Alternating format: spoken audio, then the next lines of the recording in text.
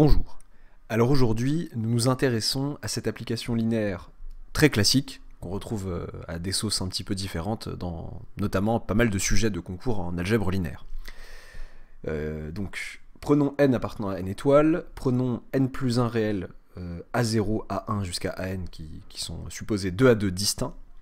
L'application en question, c'est l'application phi qui va de... Ouais, je me rends compte que j'ai oublié la question, je vais la rajouter. Qui va de Rn de x dans Rn plus 1, donc de l'ensemble des polynômes de degré inférieur ou égal à n dans l'ensemble des n plus 1 uplets de réel, et qui à chaque polynôme p de degré inférieur ou égal à n à coefficient réel, associe le n plus 1 uplet, donc la liste en quelque sorte de ces valeurs, des valeurs qu'il prend en A0, A1 jusqu'à n. Donc P de A0, P de A1 jusqu'à P de AN. Donc la question, c'est de montrer que cette fameuse application linéaire, que ce phi est un isomorphisme. Si vous voulez tester votre connaissance du cours, arrêtez un petit instant, parce que là je vais dire, arrêtez la vidéo un court instant, parce que là je vais rappeler la définition d'un isomorphisme. Un isomorphisme, c'est une application linéaire bijective.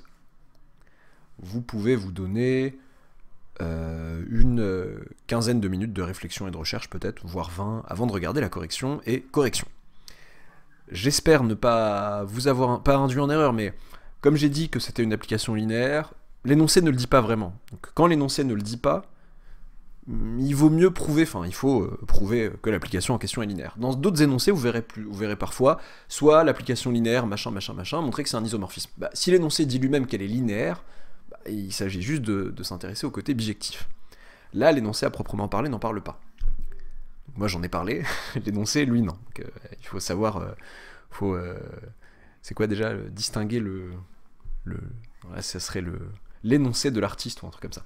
Bon, alors, montrer que phi est un isomorphisme. Donc, le côté linéaire, déjà. Ça va être relativement facile. Soit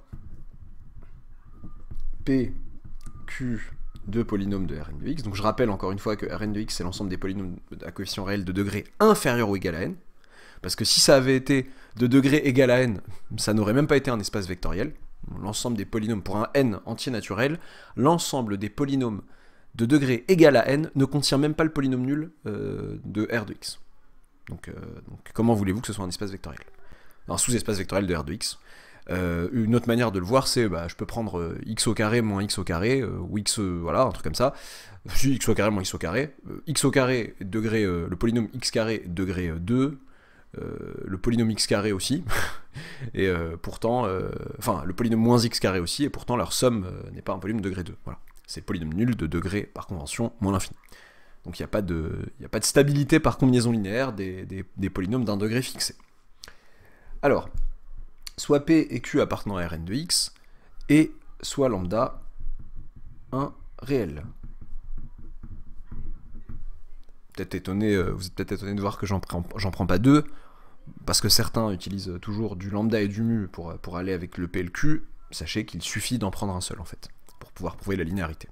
Si vous êtes habitué à en prendre deux de scalaire, de réel ici en l'occurrence, n'hésitez pas à continuer à le faire. J'ai une préférence pour ça, parce que ça permet d'aller plus vite dans l'écriture, mais je sais que ça rassure certains, c'est pour ça que je dis de continuer à le faire quand ça vous rassure. Donc je m'explique. On va calculer phi de lambda p plus q, alors que certains ont l'habitude de calculer phi de lambda p plus mu q pour être rassuré, voir ce qu'il y a devant p, ce qu'il y a devant q, etc. Donc qu'est-ce que c'est phi de lambda p plus q? C'est, par définition de phi, le n plus 1 uplet donné ainsi. Lambda p plus q de A0, évalué en A0, lambda p plus q évalué en A1, 3 petits points, jusqu'à lambda p plus q. Est-ce que ça va tenir? Il faut que ça tienne, évalué en AN. Et ça tient, parfait. Parfait, pas si parfait que ça, hop. Ouais, bof. Il y a une virgule un peu bizarre, c'est pas une virgule, c'est une parenthèse. Ok, là, bon, la phrase que beaucoup aiment dire, bon, un certain style, on va dire, par linéarité de l'évaluation. Effectivement, lambda p plus q évalué en A0, c'est comme si je prenais lambda multiplié par p évalué en A0, plus q évalué en A0. Là, c'est lambda fois p évalué en A1, plus q évalué en A1. Et enfin, lambda fois p évalué en AN, plus q évalué en AN. Ok. Alors, que faire de tout ce beau monde? Bah, tout ce beau monde, c'est tout simplement lambda fois le n plus 1 uplet p de a0, donc p de a1 jusqu'à p de an, plus q de a0, q de a1, jusqu'à q de an. Oui, j'en rajoute une couche sur les lambda et les mu. Je sais que pour certains, bon ça dépend, ce calcul-ci est pas très dur, certains se repèrent plus facilement avec le lambda et le mu pour savoir comment, qui mettre ensemble en fait. Voilà. C'est ça qui peut parfois aider certaines personnes. Donc là, je me rends compte que bah oui, bah du coup, qu'est-ce que c'est? Tout simplement, ça c'est lambda fois phi de p plus phi de q. Donc si pour n'importe quel polynôme p et q de Rn de x, et pour n'importe quel lambda réel, j'ai phi de lambda p plus q égale lambda phi de p plus phi de q, c'est bien que l'application phi est linéaire. Ok. Le est très très moche, tant pis. Hop, phi est linéaire. Soit. Montrons maintenant qu'elle est bijective.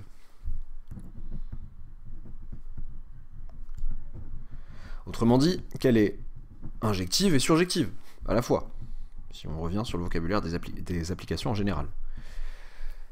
Ouais, mais sauf que là, on est dans un cas précis, celui des applications linéaires, et dans un cas encore plus précis, n'oubliez surtout pas de checker les dimensions de vérifier les dimensions de vos espaces de départ et d'arrivée quand vous tenez une application comme ça, parce que vous pouvez avoir de bonnes surprises.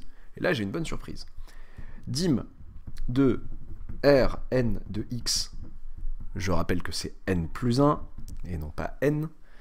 Une base de Rn de x, c'est le polynôme 1, le polynôme x enfin la base canonique en fait, jusqu'au polynôme x puissance n, donc comptez-les, ça en fait pas n, ça fait n plus 1, puisque vous commencez par x puissance 0 en quelque sorte. Dim de Rn de x c'est n plus 1, et ben ça tombe bien, c'est aussi la dimension de R puissance n plus 1, de l'ensemble de l'espace vectoriel des n plus 1 uplets de réel. Ok, on est dans un cas particulier où l'application phi, l'application linéaire phi, va d'un espace vectoriel de dimension finie dans un autre espace vectoriel de même dimension finie, donc du coup, mais égale surtout, à la première. Et donc il suffit dans ce cas de montrer que phi est injective. Bon, ou aussi, il suffit de montrer que phi est surjective, on préfère en général injective pour les calculs. Il suffit de montrer que phi est injective. Ça vient d'où? Ça vient juste du théorème Durand. Hein. Donc je le mets entre parenthèses, c'est pas dans la rédaction.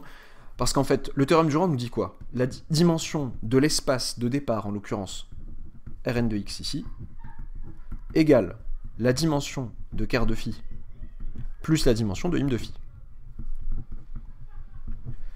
Dimension de Rn de x, autrement dit n plus 1, qui est aussi la dimension, soit dit en passant, de R puissance n plus 1, c'est la dimension de quart de phi plus la dimension de im de phi. Si phi est injective, son quart de phi va être réduit au vecteur nul, donc la dimension de quart de phi va être 0. Et bah du coup, dim de im de phi va être égal à n plus 1, donc égal à la dimension de R puissance n plus 1. Im de phi est un sous-espace vectoriel de l'espace d'arrivée, Rn plus 1, qui a la même dimension que lui. Donc il est égal à cet espace vectoriel d'arrivée, donc im de phi sera égal à R puissance n plus 1, ce qui fait de l'application phi une application surjective. Et si phi est surjective, bah même chose, cette fois-ci c'est dim de im de phi qui sera égal à n plus 1, donc dim de quart de phi sera égal à 0, ce qui fera de phi une application injective. Ça, vous n'avez pas besoin de le repréciser à chaque fois, ça c'est au cas où vous n'auriez pas cette propriété en tête. Si vous savez que les dimensions des espaces de départ et d'arrivée sont les mêmes et sont finies, eh bien il suffit de vous montrer l'un des deux, que phi est injective ou que phi est surjective. Ok, alors, comment montrer que phi est injective? Bon bah, il s'agit de s'intéresser au noyau de phi. Donc on est dans le cadre, n'oubliez pas qu'on est dans le cadre précis des applications linéaires. Dans le cadre général des applications, je veux dire, quelqu'un aurait pu me dire, bon bah on va prendre P1 et P2, deux polynômes tels que phi de P1 égale phi de P2, et on va montrer que P1 égale P2. C'est une perte de temps.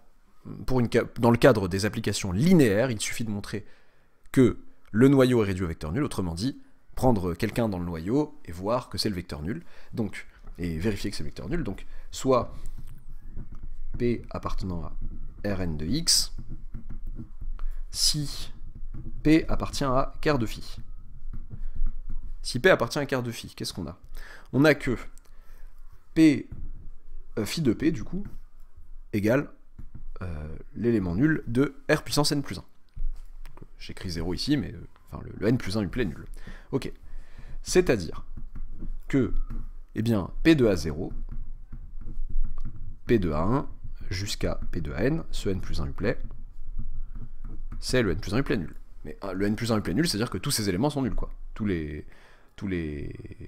éléments, toutes ces composantes sont nulles. Ok. Ça veut dire que, quel que soit K, on va parler un peu plus avant que des 3 petits points depuis tout à l'heure, quel que soit K appartenant à 0, n, à l'ensemble des entiers naturels de 0 à n, P de AK égale 0. Et alors? Et bien alors, A0, A1 jusqu'à n sont des racines de P. Donc là, je vais reprendre mes notations. A0, A1, 3 petits points, à n, sont donc des racines de P. Et je ne mets pas les racines de P. Je ne sais pas s'il en a d'autres a priori, à ce stade.